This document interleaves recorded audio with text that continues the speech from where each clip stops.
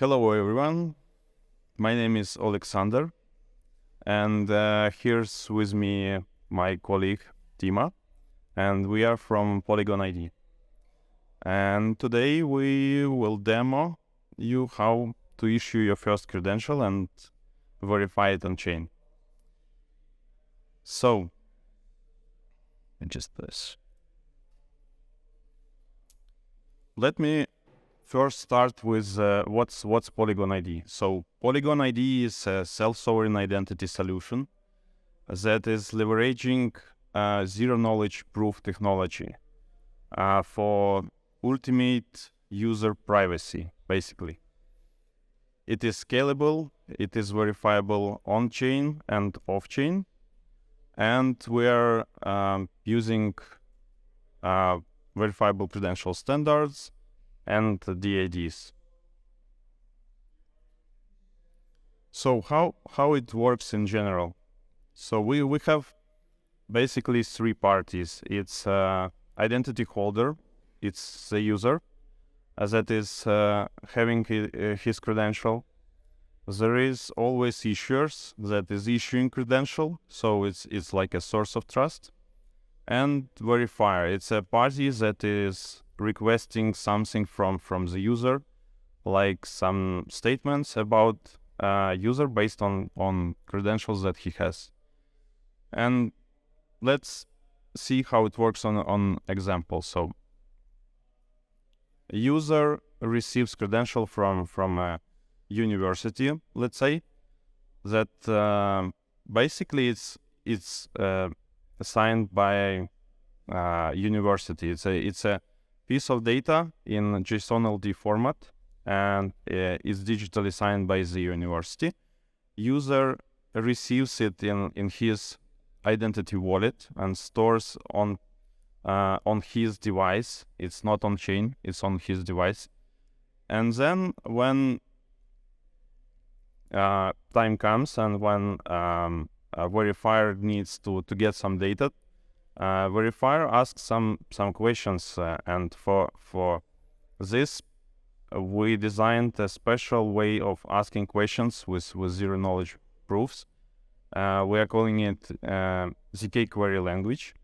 So verifier generates zero ZK query and gives it to user, and user then scans it with his identity wallet and accepts what he needs to share or to prove, and generates zero knowledge proof that is then sent to the verifier, and verifier just verifies zero knowledge proof and checks that it's valid. Yeah. Oh.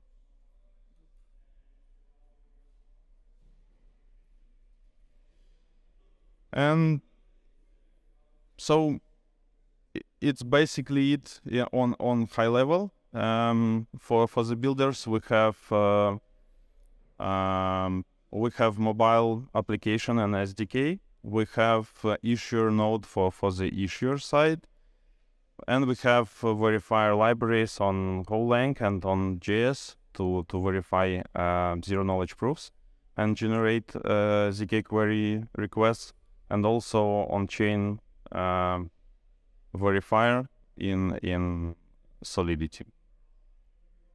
And now to the demo. Okay, just a second, I'll prepare for the demo. We'll change the your loading screen. Okay. So, yes, initially I will start with some explanation of the schemas. So before you will start issuing any credentials, you need to build your schema. This is actually the data type or like the schema that you will issue. For example, this can be, in this case, in this example, this is KYCH credential. It has two attributes. This is birthday and document type. You can build whatever you want. Maybe it will be, in your case, passport credential, and you will put 5 attributes, or it will be, I don't know, like my Ethereum community member, and it will just with 1 attribute. But you are free to build your own credentials with your structures, with your attributes, and design what actually your specific use case will require and you will need. You see here we're using the XSD types. We're not supporting every types. We're supporting just some subset of types, because in zero-knowledge proofs, well, you technically cannot use everything. But for example, we are doing some trick with selective disclosure, where you can use string values and then verify the string values with zero-knowledge proofs. And with this trick, you can use actually any type of values, but they will recognize it as a string, and you cannot verify and use all the power of zero-knowledge ZK query language. And for example, in on-chain verifications, you always also will be a little bit limited. But if you are like okay to work with integer values and with like numeric data types, you are fine, and you can just build a lot of use cases. So we have tutorials for this. I will not spend too much time for this schema builder, just because right now you need to build it manually. In a couple of months, we're planning to release a schema builder application. It will simplify this procedure. So you just, in the builder, just select your fields that you need, and it's just generate a schema for you. So it will be not as difficult as it is right now. So right now, let's go to the issuer. This is our issuer node. This is open source. You can download and run it on your local machine, install it on your server or something. This is specifically designed for the issuer. Actually, this is like demo application, but this is issuer part. It will be not like accessed by the users. It will be accessed by the issuer. So you will issue some specific credentials for your community, for your users, for your, I don't know, different developers, or for your specific needs. So here you can import schema. I will show you example. For example, this one.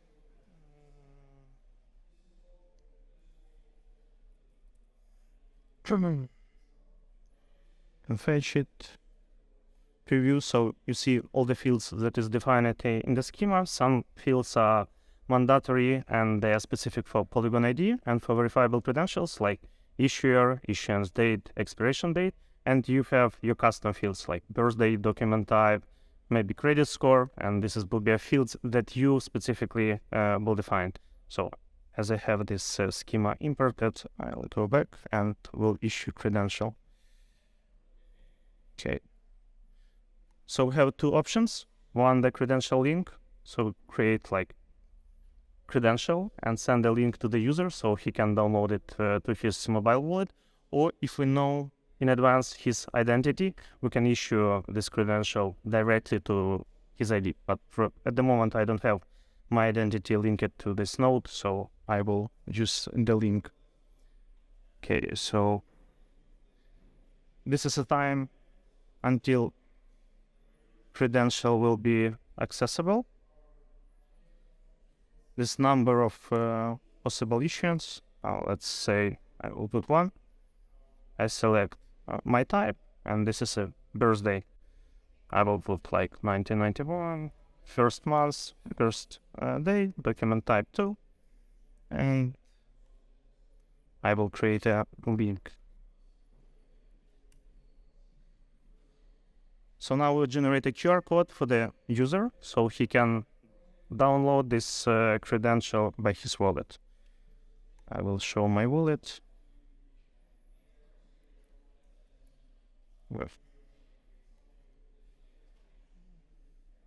Okay, so we just scan a QR code and we can get credential to our phone.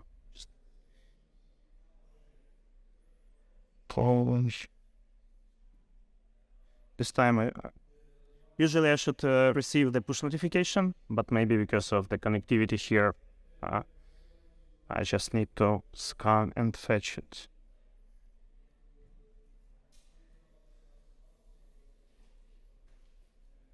Okay. So you see I have a credential with this birthday and document type on my phone. Now I can go to the verifier let's start with the website. This is off-chain possibility, so you can build the gated access on your website. And then I can ask, hey, I can ask this query. So this is a code that is hidden in this QR code. Let me make it a bit bigger. So we're asking the specific query to the user wallet. So, hey, do you have this context, like credential with this context in your wallet? Do you have this type, KYCH credential? And do you have the birthday field that is less than 2000? So if I match this criteria, we can generate a zero-knowledge proof that will prove like this request to the verifier. So verifier will be sure that all the requirements are met. So let's try to do this. Has a what? Okay, get a bit smaller.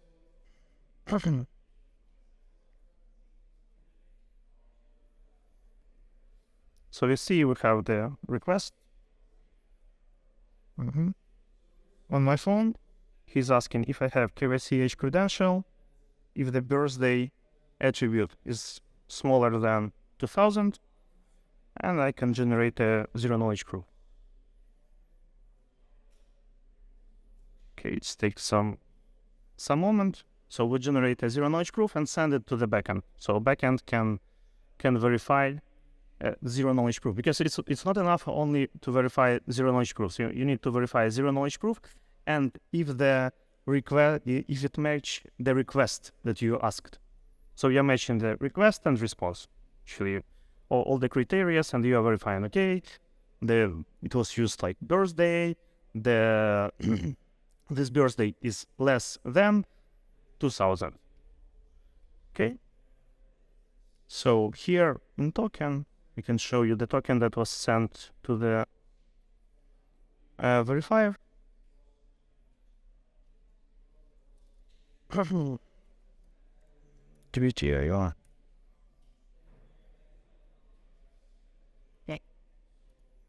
You see, we have only some meta information and zero-knowledge proof. So this is a zero-knowledge proof that is answering on our question. So as a user, I'm not exposing any personal information to the verifier. I'm only generating zero-knowledge proof with this answer. So the same thing we can do with a smart contract. So the smart contract also can be such a verifier that can ask user to generate a proof and prove him some like specific statements. So the same requests that we did for the website, I can do for the smart contract. And in this case, the smart contract will be the same verifier. But you can build some business logic inside your smart contract. For example, you can build the ERC20 smart contract, which accept only people who are about maybe like 20 years old, or like from specific country, or not from some other countries, like, I don't know, like from China, Russia, or something like this. It's very based on your like specific requirements for your business logic. So here is an example of this smart contract verification.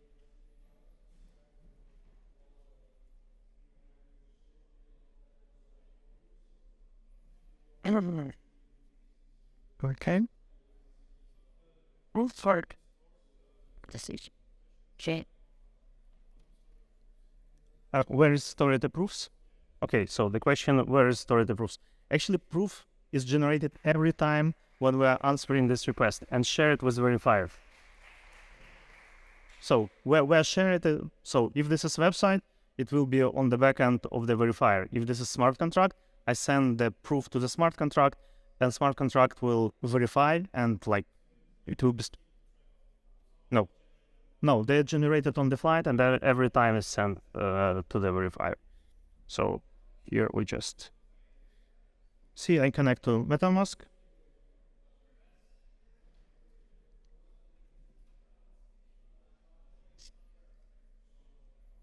So it's how Wallet Connect is working. First, we're connecting, and then generating zero-knowledge proof, and then send the transaction with a proof. So here, I generate a proof and send it. Let's take a look on the MetaMask. Cache. Need to wait a second. Okay, success. So what is the request inside the smart contract? It's actually the same, but we put this in a QR code to give wallet some explanation. Right now, it's like our wallet is not fully supported everything, because that's why we need to provide some additional metadata with this transaction data. This address of the smart contract and specific method that you need to call to share the zero knowledge proof. But inside the smart contract is stored the same request as we had, and the same request is verified inside the smart contract. So your smart contract can build a business logic and verify zero knowledge proofs and can like request a different verifications for the users. And based on this, again, you can build like shielded access, maybe some business logic, maybe you like give to your community members some additional preferences. So what you can do, you can build like off-chain for your community members, issue credentials that they are your community members, and then when you will do a token distribution for your community members, if they can prove this to the smart contract, you will add some, I don't know, like additional values of the tokens, or like distribute some additional preferences in your smart contract. Also, we can build like owner transferring only if I send a specific zero knowledge proof to the smart contract. Then you can change the owner of the smart contract. So this is query language is flexible. You can build your own business logic and just extend the possibility of smart contracts with some additional business logics that will be embedded in this zero knowledge proofs. What's cool about this, that your identity in a different smart contracts will be different. For example, you can reuse different verifications, but your identity will be not tracked in a different smart contract. The same you can do with the same smart contract. For example, the same verification can be used with a different Ethereum address. So your identity kind of decoupled with your Ethereum address. That's why like you can reuse verifications, you can reuse credentials, and well, the sky is the limit of what you can do with query language and with this verifications. Okay, yeah, that's it for the presentation. We'll not go too deeply in the smart contracts and like in the circuits, just because we have like very limited time. So maybe have some questions, clarifications. Yep.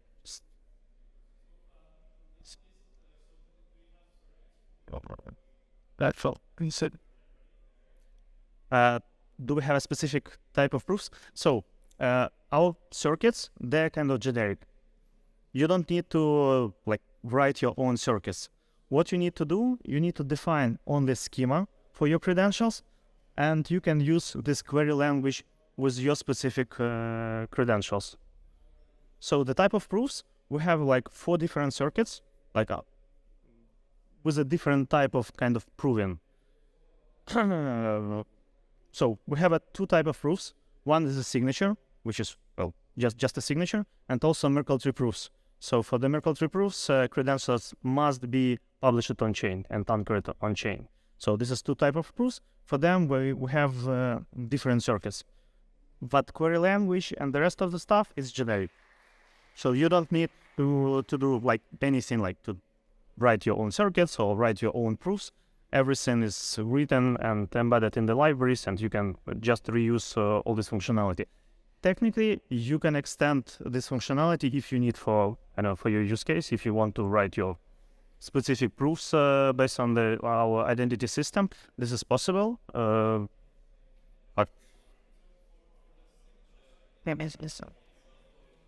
This is baby jab signatures used. Like, well, we're using baby jab keys specifically to prove something inside the circuits. So this is specific baby jab key that you need. But yes, it is EDSA. EDSA. So Find everything about these 3 goals. It is to the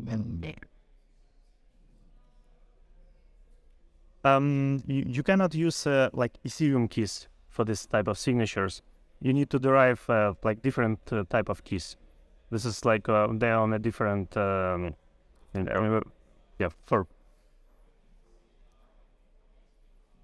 but this working with Ethereum, with Polygon, with any EVM compatible chain. So, and kind of the pluggable system where you can build your use cases. So we have actually all the parts of the flow, like for the issuer, for the verifier, for the user, like for the wallets, we have the SDKs. For the issuers, we have all the libraries, GS SDK that you can, if you want to build your own node, you can do this. For the verifier, we have like verification libraries written in Go and JavaScript. So it's cover majority of the cases. And again, you can write your own if you wish or if you need. For the smart contracts also, we have some common smart contracts with some standard interfaces that you need to inherit for your specific smart contracts. This is like they extending the functionality with ZK set request and set response functions that you can replace or rewrite or build your own like specific business logic and verify zero knowledge and verify your specific cases and verify your specific requests that you will do. Because you can actually, in one smart contract, you can embed multiple verifications. It should not be just one, like I want to know your age. Maybe I want to know your age, also that you're a community member.